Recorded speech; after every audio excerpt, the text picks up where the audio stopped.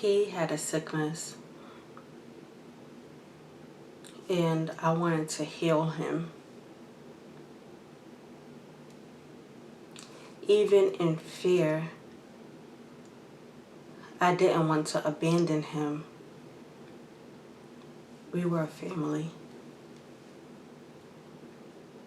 I am a survivor. When you love someone and you find out that they are sick, you don't just trade them in for someone who's well. So when I found out that he suffered from alcoholism, I wanted to help him. And I did attribute a lot of the behaviors and things he did as part of that disease. After reading and studying and going through counseling and really understanding what domestic violence is, I realized that his alcohol abuse, his drug abuse, and him being a batterer were not all the same. Him being a batterer was because that's who he was. It was a learned behavior. It was something that he developed, something that he was making a choice to do. And he could get help for that and go to counseling and get treatment for that.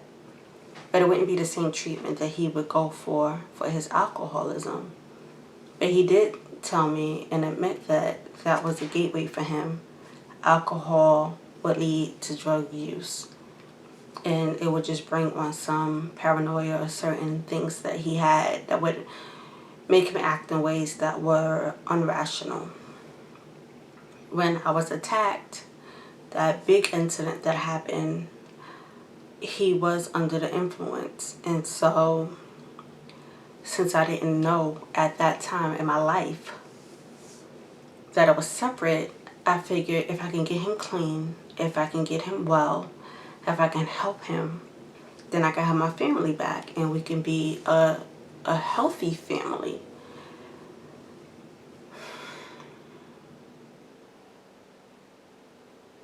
There were times when he was really nice and times he would just be mean. Anything would take him over the edge and he would snap. And he could be so cruel and so mean. And, you know, some people refer to it as, it's like it's Jekyll and Mr. Hyde. Like he would wear these masks. What I realized is that, and what was hard for me when I realized is, when he was nice to me and he was being this kind of way that I thought was so romantic and great or whatever, that wasn't natural.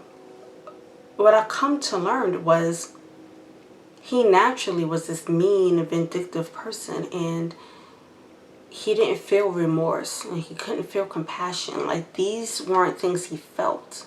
Like, when he hurt someone, it was funny. And the reason why I say this, he would tell stories about him and his siblings and with his relatives growing up. And I remember he talked about the time he kicked his cousin out of the tree. And he thought it was hilarious. He would tell me incidences or things that he would do to hurt people. And it would bring him, like, pleasure.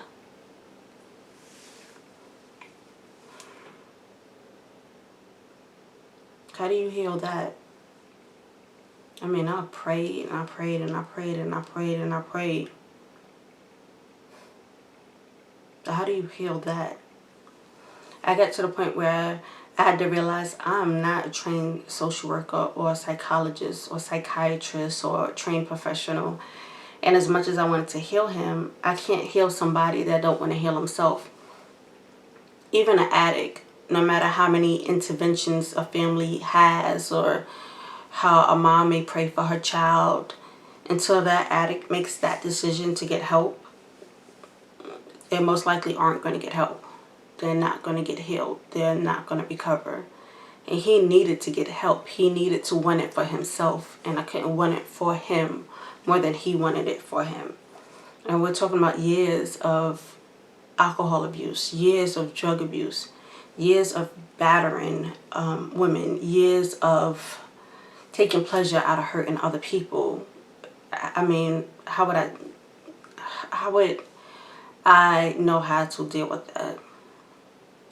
But I was bamboozled. I didn't know that this relationship was coming with all of these toxic things.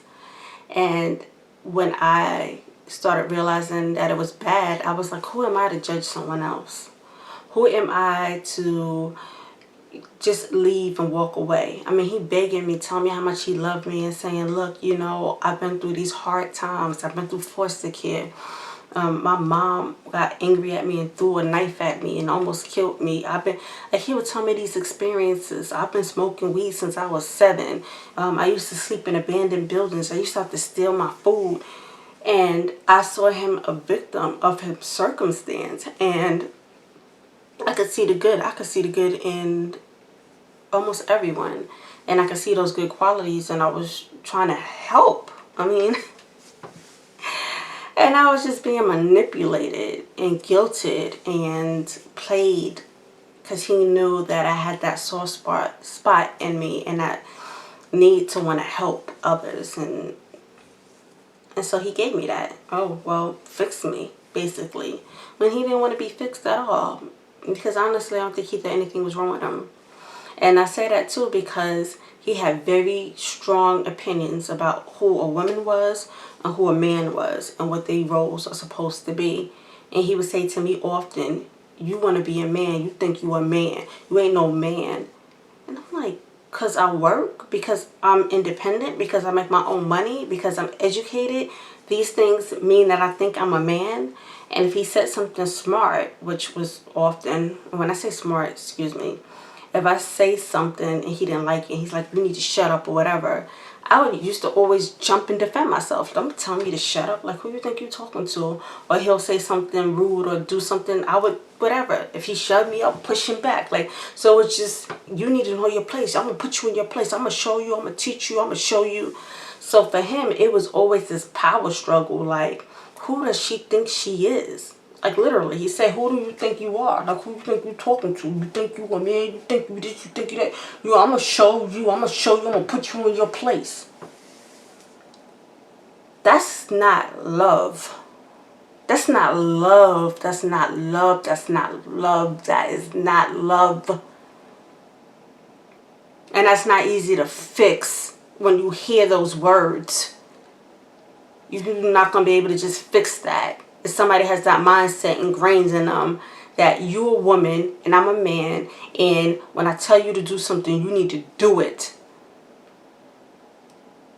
There are people that feel that strongly about that. I don't even talk to my kids like that. I give my kids choices and opinions, and I'm raising them to think on their own so that they could be self-sufficient one day. And they can be independent. My job is not to control them. I'm the mother and you the child, and what I say go, and you better be quiet and not ask no questions.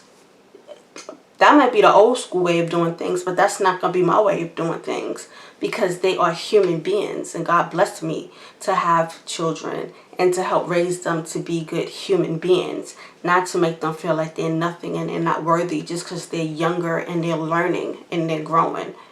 And if I don't feel that way about my children that I carry in my womb, then how could a man feel that way about his wife or his woman or this person that he loved, that he feel like you need to just say what I say, do what I do, don't talk back, don't look funny, and if you do, you disrespecting me and you're not being obedient and you're going to pay. There are people that actually think that way strongly. And as soon as you go against that, they got to put you in your place. And that's the type of situation I was in.